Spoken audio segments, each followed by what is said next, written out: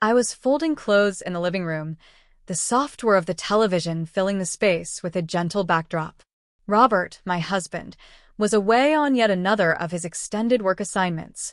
These solo stretches had become so routine, I barely noticed the silence anymore. I let out a quiet sigh and glanced at the clock. 7:15 p.m.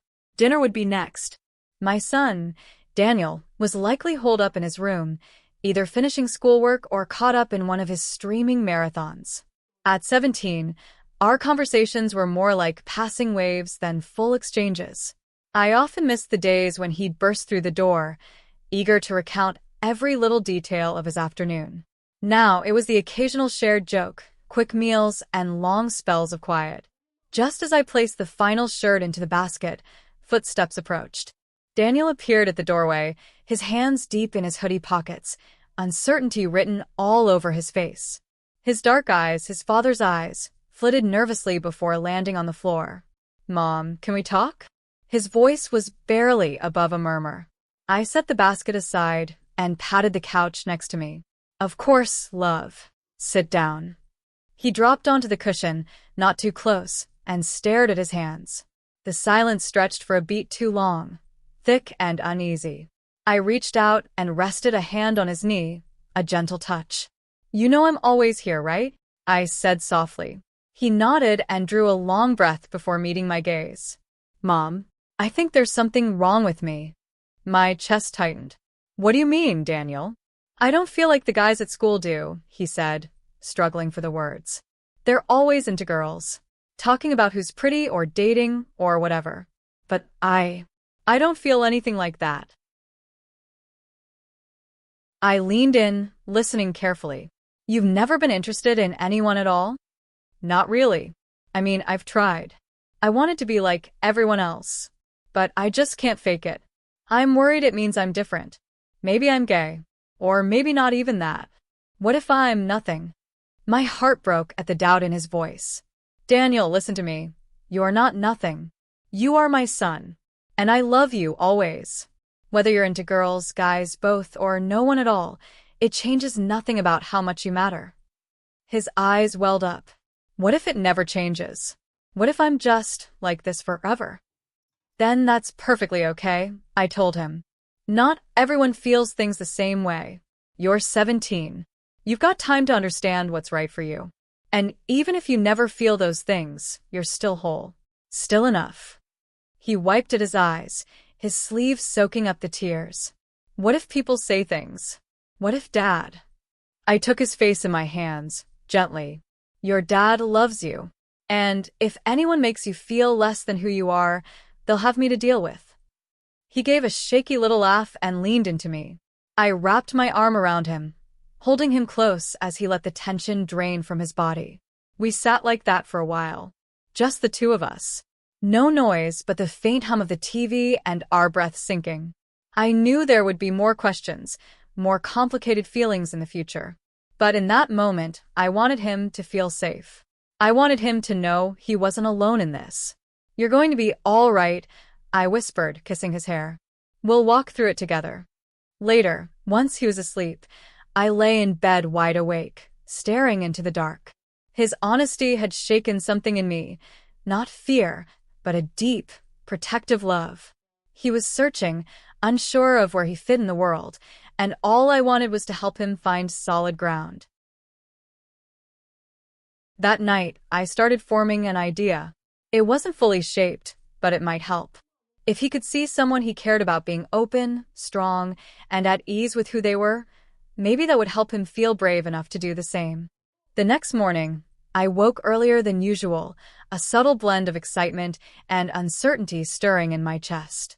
The world outside was still quiet, the sun just beginning to rise, casting soft light through the windows as I stood in front of my mirror, getting ready with careful intention.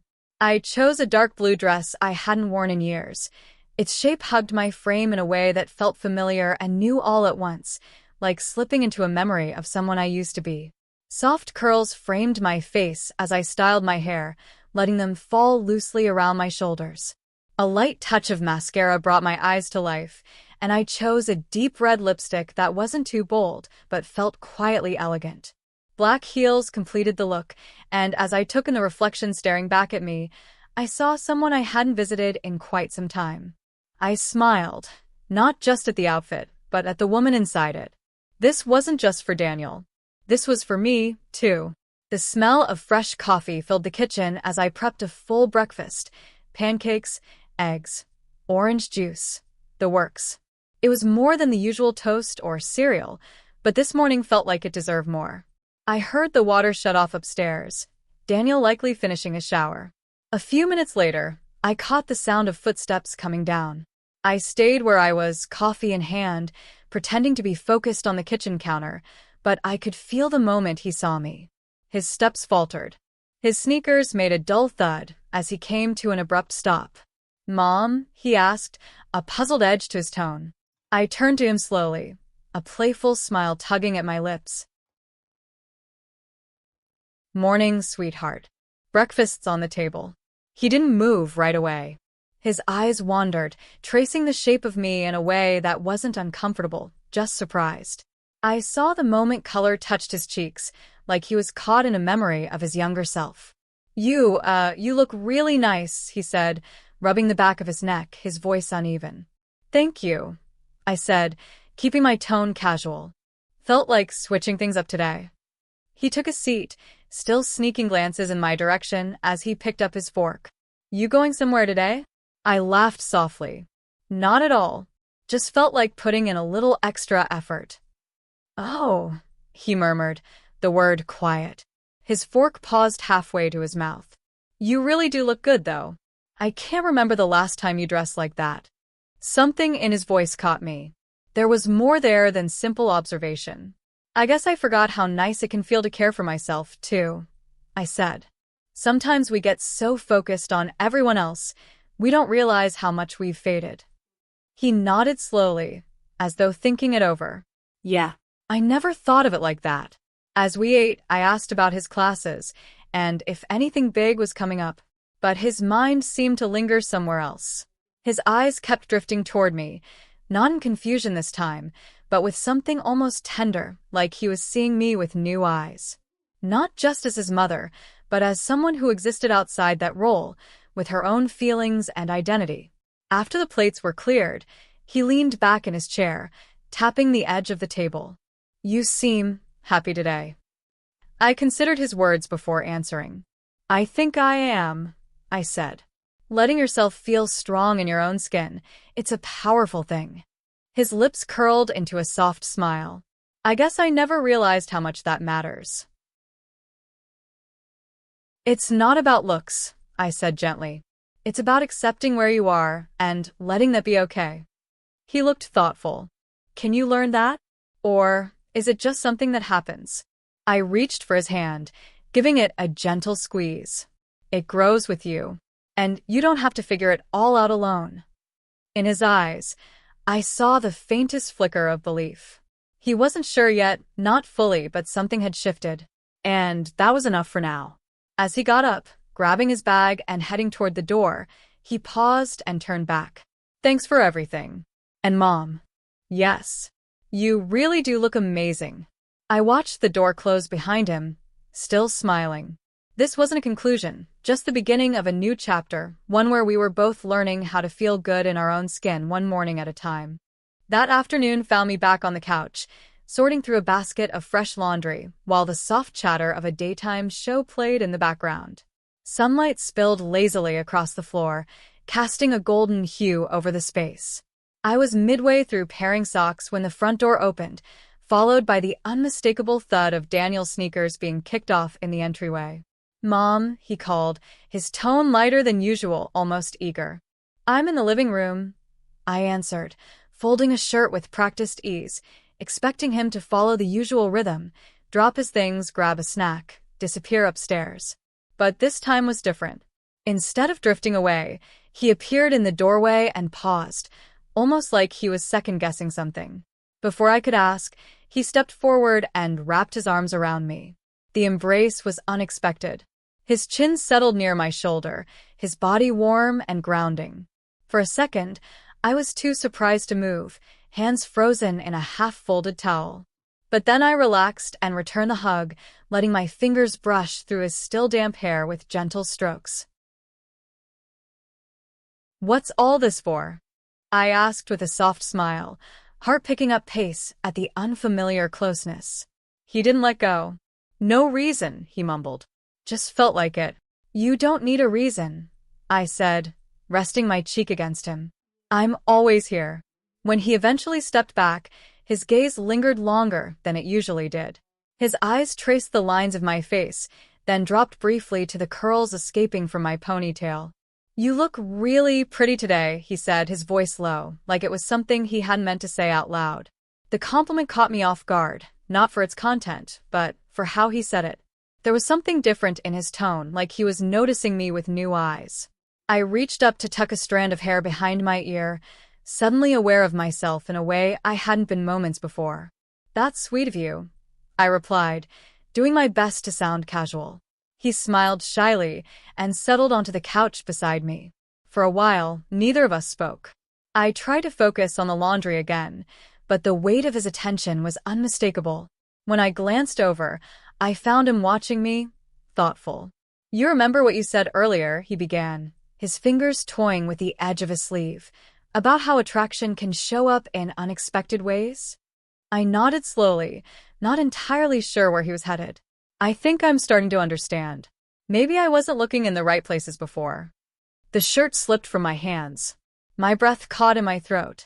Was this the moment I'd been preparing for, or something I hadn't anticipated at all? "That's okay," I said gently, picking up the shirt again. "Understanding what draws you in, it can take time." He leaned a little closer, his arm brushing mine, and I felt the warmth of him radiating through the fabric between us. "You think it just takes the right connection?" he asked. "I do," I said, turning to face him, my voice careful. "You're still figuring it out, and that's perfectly fine. You'll meet the person who makes everything feel a little more clear." His fingers found mine on the cushion between us, wrapping gently around them. "I hope so," he whispered, his voice barely carrying. I gave his hand a soft squeeze. "You're not alone in this." He nodded, eyes flickering with something fragile and searching. "It's just, I never knew how strong it could feel until today." I steadied my breath. Sometimes those feelings show up in ways that surprise you. But they're not wrong. They just mean you're growing. For a few moments, he said nothing, then leaned against me with a quiet sigh. His head rested near my shoulder again, the same way it used to when he was small. I stayed still, letting the moment exist just as it was. I reminded myself of my purpose, to be a steady presence, to guide him without confusing comfort for anything else. It was a delicate balance, one I had to maintain not just for him, but for both of us. After a few minutes, he sat up and stretched, his smile a little brighter now. "Thanks, Mom. I think I really needed this." "Anytime, sweetheart," I replied, relieved that the tension seemed to have eased. "Now, go change out of those school clothes and get comfortable. I'm making your favorite for dinner." He grinned, the light in his eyes returning. "Spaghetti and garlic bread?" "You know it," I said with a wink. As he disappeared down the hallway, I exhaled, my heart still racing. I had gotten through today without making things worse, but I knew this wasn't the end of Daniel's journey, or mine. He was at a delicate stage, teetering between understanding himself and seeking comfort in the familiar. But I would be there for him, guiding him gently until he found the clarity he needed. And as I stood in the kitchen preparing dinner, I realized something important. I hadn't just helped Daniel today. He had reminded me of something too. That love, in all its forms, was powerful, messy, and beautiful. And sometimes, the people we love the most are the ones who help us rediscover that truth. That evening, after dinner, I stood by the sink washing dishes while Daniel sat at the table, scrolling through his phone with a content smile on his face. The smell of garlic and tomato sauce still lingered in the air, mixing with a faint hum of the dishwasher. I glanced over my shoulder at him, warmth swelling in my chest as I watched him, relaxed and peaceful. It was such a contrast to how he had been just the day before, filled with worry and self-doubt. Now, he looked like a boy who had lifted the weight of the world off his shoulders. Maybe I had done something right. Maybe my plan had helped him find the confidence he needed. As I dried the last plate, Daniel stood and stretched, tossing his phone onto the couch before heading toward the front door. "Where are you going?" I asked, curious. "Just outside for a minute," he said with a grin. "Be right back." I smiled and didn't press him further, figuring he just needed some fresh air. I went back to wiping down the counters, thinking about how close we'd become in the past 24 hours. The bond we shared had always been special, but this new closeness felt different. It wasn't just mother and son anymore. It was deeper, more personal. He trusted me, truly trusted me, and that meant the world to me. I heard the door open again a few minutes later, followed by the sound of footsteps behind me. "That was quick," I said, turning around to face him. But when I did, my breath caught in my throat. Daniel stood there, holding a small bouquet of wildflowers. They weren't store-bought or perfectly arranged, but their simplicity made them even more beautiful. Daisies, lavender, and a few sprigs of greenery, all tied together with a piece of twine. "For you," he said, his voice soft but steady as he extended the bouquet toward me. I blinked, caught off guard by the gesture. "Daniel, these are beautiful. Where did you?" "There's a patch of them near the park," he explained, scratching the back of his neck, a faint blush creeping up his cheeks. "I just thought you deserved something nice after everything you've done for me." I took the flowers, the delicate scent of lavender filling the space between us. "Thank you, sweetheart. You didn't have to do this." "I wanted to," he replied, stepping closer. I placed the bouquet on the counter, my fingers lingering on the stems for a moment before I turned back to him. His gaze was locked on mine, intense and unwavering, and my heart started to race. There was something different in the air, something unspoken but heavy with meaning. Before I could say anything, he leaned in and pressed his lips softly against my cheek. The warmth of the kiss lingered even after he pulled away, leaving me breathless and unsure of how to respond. My hand instinctively brushed the spot where his lips had been, my skin tingling beneath my fingertips. "Daniel," I whispered, my voice barely audible. He didn't step back. If anything, he moved closer, his gaze searching mine. "I wanted to thank you," he said quietly, "for everything, for helping me figure this out." I swallowed hard, the air between us thick with emotion. "You don't have to thank me, sweetheart. I'm your mother. It's my job to help you." "But it's more than that," he insisted, his hand reaching out to gently take mine. "You didn't just help me. You made me see things clearly. I thought there was something wrong with me. I thought maybe I wasn't capable of feeling what everyone else feels. But now I know. I just hadn't met the right person." My heart thumped wildly in my chest. "And you think you've met her now?" He nodded, his grip on my hand tightening slightly. "I realize today that I do like women. But not just any woman. I like women who are strong, kind, and beautiful. Women who make me feel understood and safe. Women like you." The weight of his words hit me like a tidal wave, crashing over me with both warmth and panic. This was more than I had anticipated, more than I had prepared for. My plan had worked in ways I hadn't expected, and now I found myself standing on the edge of something that could spiral out of control if I wasn't careful. "Daniel," I said gently, withdrawing my hand with care, "I'm proud of you. Really. It takes a lot of courage to open up like this. And it means a lot that you trust me. But these feelings, they're part of your journey, not the end of it." He looked down, his voice trembling. "But what if I don't want to wait? What if I already know who makes me feel safe?"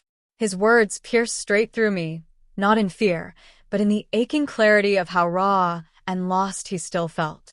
I reached out, placing a hand on his shoulder. "It's okay to feel overwhelmed. When you're figuring things out, it's natural to hold on to the people who've been there for you," I said softly. "But that closeness doesn't always mean they're the right one for you in that way. It just means they're important." "But no one's ever made me feel like you do," he said, his voice cracking under the weight of emotion. I met his eyes, holding them with quiet strength. That's because love, in its truest form, makes us feel seen. And you are seen, Daniel. You're just beginning to understand yourself. Don't confuse safety with romance. There is someone out there who will make you feel that same trust, and more, because they're meant to.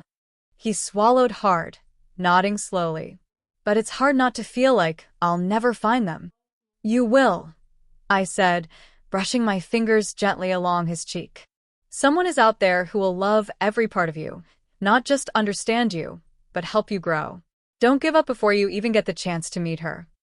He closed his eyes for a moment, then exhaled. Okay, I'll try to believe that.